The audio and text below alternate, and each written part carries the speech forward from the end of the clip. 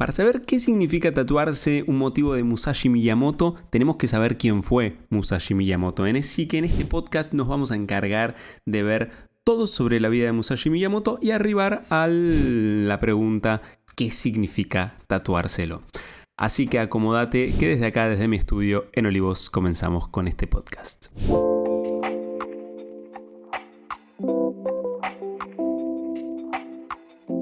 Bienvenidos al podcast Tatuajes Japoneses. Para poder tatuar o tatuarte correctamente el estilo japonés llamado Horimono y dejar de esconderte detrás del llamado tatú oriental, tenés que estudiar.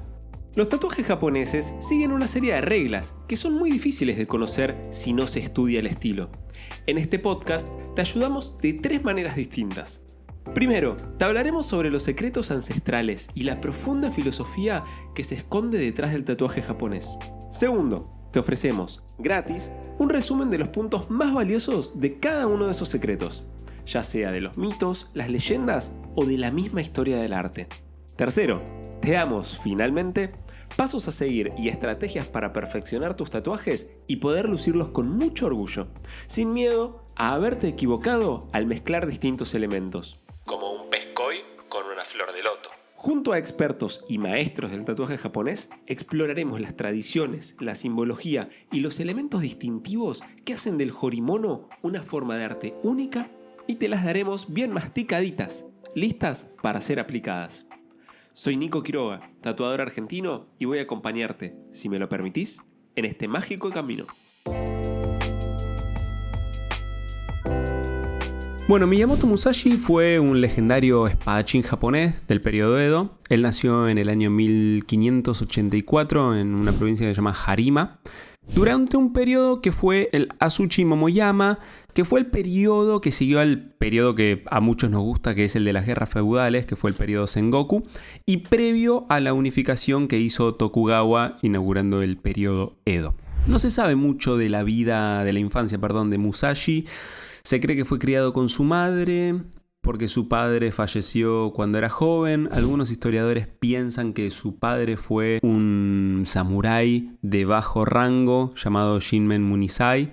Otros historiadores creen que fue un samurái de un poco de más de estatus y que por eso Musashi tuvo acceso a entrenamiento militar a edad tan temprana. Pero bueno, lo que sí se sabe, y todo el mundo concuerda, es que este hombre Musashi tenía un talento innato para el manejo de la espada. Habría que pensar, ¿no? Eso de lo innato. Pero bueno, la cosa es que el tipo se dice que tenía un talento innato, que había nacido con el talento. Ahí se abre la pregunta de si, bueno, uno nace o se hace, es una combinación de ambas, ¿no? Para empezar a cuestionar un poco las palabras que utilizamos. Pero bueno, el tipo se empezó a entrenar muy chico y se dice que a los 13 años, según esas leyendas, tuvo un primer duelo mortal contra un samurái que se llamaba Arima Kihei. Y ahí como que comenzó la leyenda de Musashi Miyamoto. ¿Cuándo comienza la vida adulta de Musashi? Bueno, seguramente después de ese duelo, porque ya el hecho de haber tenido un duelo mortal y haber ganado,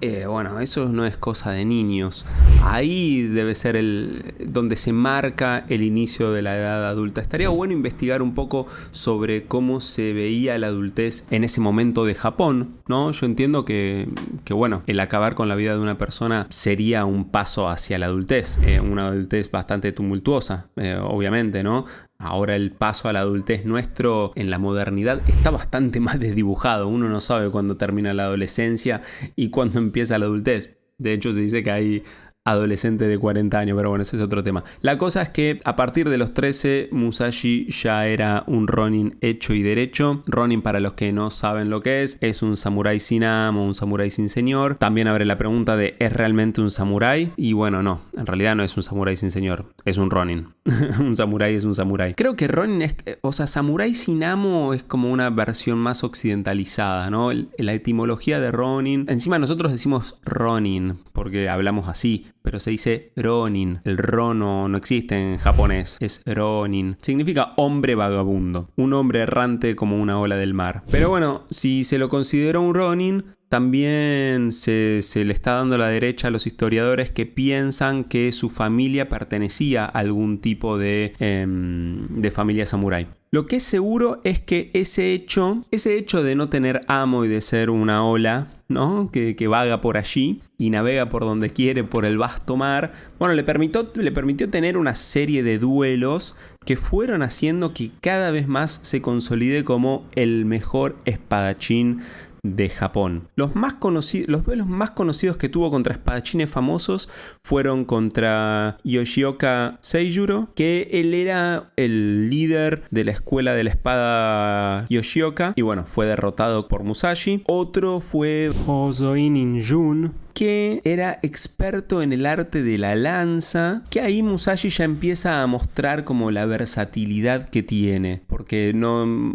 la lanza es mucho más larga que una espada. Si miran videos de YouTube que hacen luchas de kendo contra lanza, por ejemplo, para el lancero es muy fácil meterle una estocada al que tiene la katana, ¿no? Está bueno empezar a hacer esos contrastes que ahora YouTube nos sirve para todo. Fíjense, vayan, miren, para también ver la versatilidad y la habilidad que tenía realmente el tipo, ¿no? Otro fue Shishido Baiken y Tsuchikasi Tenma, que también la tenía clara con la lanza. Estos combates, está bueno, los japoneses tienen algo muy lindo, que es que muchos personajes históricos los hacen ficción y los llevan al manga, ¿no? Vieron que los japoneses tienen manga casi que de todo. Hay mangas sobre escritores, hay mangas, bueno, nada, qué sé yo, ahora quiero conseguir un manga de un escritor que se llamó Sakunosuke Oda, que bueno, estoy leyendo unos libros de él y sé que hay un manga, porque bueno, fueron creadores de un género literario, o bueno, los referentes de un género literario, y bueno, hay un manga sobre Musashi Miyamoto que se llama Vagabond, muchos lo deben conocer, que está buenísimo. Yo no lo terminé de leer todo, pues es muy largo, pero bueno, llegué hasta ahí, hasta la pelea contra el que sería Baiken Shishido. Buenísimo ese manga. Pero bueno, uno de los episodios más famosos de la vida de Musashi fue el duelo contra el legendario Sasaki Kojiro, que se dio en el año 1612 en la isla de Ganryu. Sasaki Kojiro es el tema que estás viendo del tatuaje, que está Musashi más rotoso, no con la espada, con el remo en la mano, ahora vamos a ir a eso, pero más rotoso, más dando ese aspecto de Ronin, y bueno, Sasaki en la otra pierna con un porte mucho más elegante, la ropa toda prolijita, como un samurái, ¿no? Como un señor samurái contra, bueno, un Ronin. Eso es lo que representa. Hay pinos porque justamente están en esta isla, están en la isla de Ganryu, es cuando Musashi llega a la isla, y esa isla, bueno, hay bastantes pinos y demás, entonces representamos esos pinos en el tatuaje. La cosa fue que Sasaki lo estaba esperando. Sasaki era muy hábil en la técnica que se llamó como la isla en la que lucharon, que era también el estilo Ganryu, que era con una espada muy muy muy larga. Y Musashi llegó tarde al duelo, llegó en un bote, se lo veía venir en un bote, llegó tarde al duelo porque se dio cuenta que su espada no era acorde a la de Sasaki Kojiro. Entonces lo que hizo Musashi muy inteligentemente fue improvisar un arma usando el remo del bote con el que fue, y bueno, le terminó ganando con un remazo en la cabeza. Imagínate que la estrategia de Musashi hasta se dice que llegó tarde para que las mareas lo ayuden a escapar y que no lo linchen los compañeros de Musashi, de Sasaki. O sea, el tipo pensaba hasta ese lugar, ¿no? Ese enfrentamiento se convirtió en una de las batallas más célebres en la historia de Japón y es recordada como un ejemplo de habilidad y astucia de Musashi en el campo de batalla.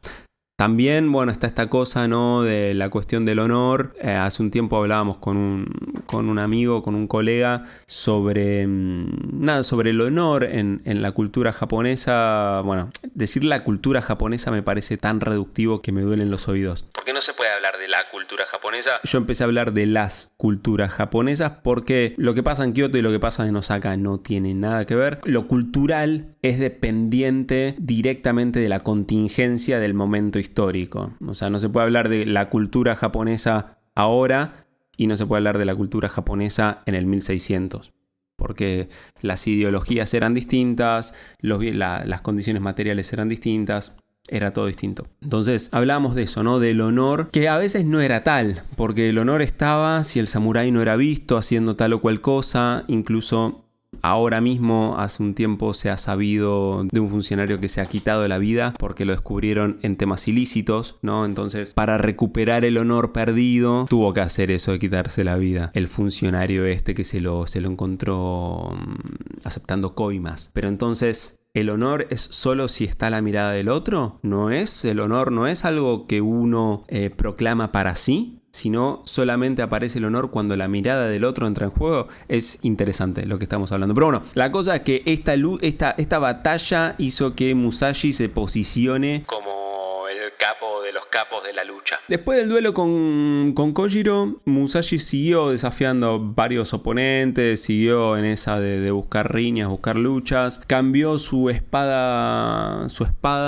katana por un boken como muestra de habilidad. Luchaba contra guerreros que tenían capaz una espada en serio, él usaba el boken y los derrotaba igual. O sea, se dice que nunca fue derrotado.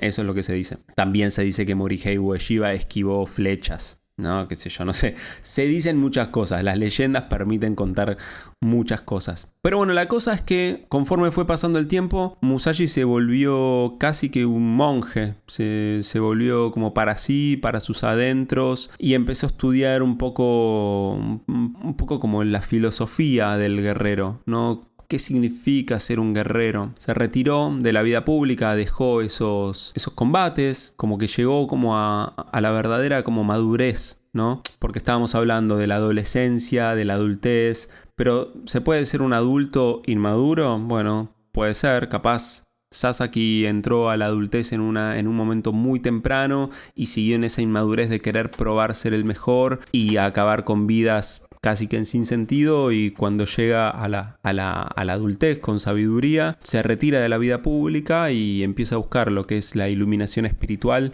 y bueno, la perfección de su arte. Él termina inventando el Nite Nichi Ryu, que es un estilo de lucha con 2 espadas, que tiene una traducción que es más o menos como escuela de los 2 cielos como uno. Y bueno, como tratando de integrar el yin y el yang, como la luna y el sol en una sola cosa, como esos 2 aspectos en uno solo, que fíjate que también eso es un poco con lo que derrotó a Sasaki Kojiro, porque él hubiese podido ir puro sol con su espada y tal vez el otro le hubiese dado una estocada con su espada más larga. Entonces el tipo fue un poco más luna y bueno, fue con otra estrategia como más pasiva, pero a la vez activa, ¿no? Es como una cosa súper interesante lo que se arma ahí. Este estilo, que se llamó Nite Nichi Ryu, Musashi lo desarrolla durante su exilio, durante su salida de la vida pública. Él se va a la montaña de Kyushu, en la prefectura de Kumamoto, a una cueva que se llamó Reigando. Y ahí se quedó casi hasta que murió. Se quedó entrenando, filosofando y escribiendo. Y bueno, y creando esta estrategia, esta escuela de lucha, esta escuela de espada, en la que se usan 2 espadas en simultáneo. La espada larga, que se llama katana, y otra espada más corta que se llama wakizashi, que le permitiría a un espadachín enfrentarse a varios oponentes y bueno, adaptarse mucho mejor a varias situaciones de combate. Pero bueno, no solamente eso, ¿no? El Nite Nichi Ryu, sino que también empieza a meter una cuestión más filosófica, un tipo que anduvo por tantos lugares, que derrotó a tantas personas. Entiendo que se le arma una pregunta filosófica, más en un momento de la historia en donde el Zen tenía mucho protagonismo, era casi la esencia de la vida del samurái, y con estas enseñanzas del Zen, Musashi desarrolla el concepto de Kensen Ichinyo, que es una cosa así como la unidad de la espada y la iluminación, que bueno, enfatiza esta conexión entre la práctica marcial y el desarrollo espiritual, que después se va a terminar de pulir en el periodo Edo, cuando el samurái pierde su estatus de samurái, ¿no? Hay un judoka japonés que se llamó Michihiro Matsumoto, que creo que falleció hace unos años, que bueno, él se dice que era el que más sabía sobre Musashi y que él estuvo en la cueva Reigando y que dice que ahí como que le cambió mucho la perspectiva sobre las cosas, como que sintió una conexión total con la naturaleza y con el mundo, ¿no? Y con su espíritu. Él siempre le gustó el judo desde muy chico y aplicó las estrategias que desarrolló Musashi en esa cueva a su propia práctica de judo y a su propia práctica en la vida. Yo acá discrepo un poco en esta idea de la iluminación budista, zen, o de toda la cosa esta postmoderna que tenemos, New Age, de encontrar mi verdadero yo, llegar a la iluminación espiritual, como si fuese algo que diluye el yo. La realidad es que el yo no se puede diluir. O sea, el yo y el cuerpo están fundados a fuego, o sea, no son indivisibles. Por eso tampoco estoy tan de acuerdo con la idea de individuo en la que estamos inmersos ahora, ¿no? Nosotros somos sujetos a algo más, o por lo menos esa es mi perspectiva de las cosas. Entonces, para mí esta idea de poder diluirse con el mundo, con el universo, soy uno con el universo, es un poco extraña, porque es imposible tener experiencia de lo real sin los sentidos. ¿Cómo es tener una experiencia de lo real sin los sentidos? A mí me llama mucho la atención cuando hablan de estas, que yo las he hecho, ¿no? Obviamente en mi búsqueda como psicólogo he experimentado con varias cosas, he hecho estos viajes astrales y todas esas cosas que se hablan de experiencias extracorpóreas. Y ahora lo pienso y sí sentís algunas cosas, pero ¿cómo lo podés sentir si no es con el cuerpo? ¿No? Como si el espíritu fuese algo que tiene sensibilidad propia. Es muy extraño eso. Pero la cosa es que más allá de si llegó a la iluminación y se volvió un espíritu super duper, el tipo sí llegó a un nivel de perfeccionamiento muy alto. Y ese nivel de perfeccionamiento es lo que da la sensación de ser uno con el mundo. Me acuerdo una vuelta que fuimos a hacer surf con un amigo, estábamos practicando ya hacía un tiempo y fuimos acá a un lugar que se llama Quequén, que hay unas olas lindas para hacer surf y qué sé yo. Y nosotros estábamos horas ahí en el agua sin agarrar una sola ola, venía una ola, no la podíamos agarrar. Y había un pibe que después nos charlamos un rato con él, que era, hace surf desde que era chiquito. Y el pibe, nosotros lo veíamos remar y decíamos, pero boludo, si no hay ola. Y el chabón cuando empezaba a remar, a los 5 segundos se formaba la ola, ¿no? Como esa es la lectura de como fundirse con el yo y ser uno con el mundo. Pero es desde los sentidos que lo puede hacer el pibe. El pibe estuvo tanto tiempo, ganó tanta experiencia en eso, en esa lectura de cómo se forman las olas, que las podía ya predecir. Pero es a través del cuerpo, no es a través del espíritu. Si bien hacer surf es un momento sumamente espiritual, pero me gustaría empezar a pensar lo espiritual, ya sea en el tatuaje, ¿no? Yo hablo mucho de lo espiritual, pero como de cuerpo presente, ¿no? Como algo, una iluminación supuesta que habría de llegar y que ya no va a haber más sufrimiento y vamos a ser todos perfectos y qué sé yo, cuando el humano es completamente imperfecto, valga la paradoja. Entonces Musashi llegó como a ese nivel ya de reconocimiento de que sentía cuando podía percibir con sus sentidos cuando un oponente iba a sacar la espadita con el dedo, él ya se había anticipado, pero todo eso lo logró con la experiencia. Seguramente alguna predisposición traía, ¿no? Siempre charlamos de esto, de que nosotros somos seres deseantes y que somos deseados y que antes de que nuestros papás nos conciban ya nos tenían nombre, ya nos tenían un lugar en el deseo o no nos tenían en el deseo y nacimos en un deseo que no era algo buscado, pero de cualquier modo estás inmerso en ese lugar. Así que como que se traen esas cosas desde ese lugar material, como decíamos antes, ¿no? Que cada momento cultural tiene sus propias palabras, tiene sus propios conceptos y como que no se pueden como totalizar. Lo último que les quiero contar es que Musashi escribió un libro muy lindo, muy interesante, muy cortito. Yo me lo compré en mi primer viaje a Japón. Me lo compré en inglés porque, obviamente no está en castellano. Así que la lectura se me hizo un poco más tediosa. Pero la verdad que está buenísimo. Si lo pueden comprar, cómprenlo. Debe salir $5 o $6. Es el libro de los 5 anillos, en el que Musashi cuenta un poco su experiencia a través de estos 5 anillos, ¿no? Que son la tierra, el agua, el viento, el fuego y el vacío. Y en cada anillo cuenta una enseñanza profunda sobre la estrategia, la táctica, la mentalidad de combate y en la vida en general, que proporcionan una guía invaluable para esos que quieren buscar las artes marciales, la filosofía de vida, y por eso traje a este hombre, Michihiro Matsumoto, porque más allá de estudiar a Musashi, estudiar el libro de los 5 anillos como si un libro pudiese darnos algún tipo de justamente iluminación, si uno no lleva su cuerpo y hace con eso, o no intenta aplicar eso, vos podés leer todos los libros que quieras que no te va a servir para nada. Pasa en el tatuaje, pasa en la vida, pasa en Telefe.